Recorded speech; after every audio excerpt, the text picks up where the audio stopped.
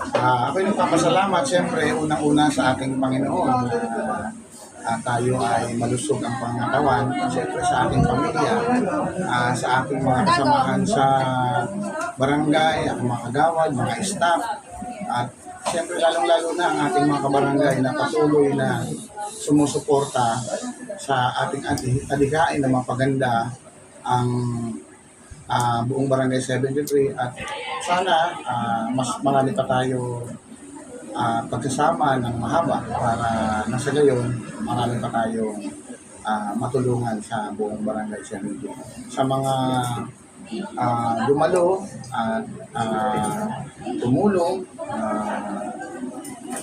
maraming salamat sa inyo. Siyempre sa pangunguna ng ating punong lungsod Mayor Along Malapitan, at ang ating Congresswoman Mix Kahayon, at ang lahat ng kanyang mga konsihal.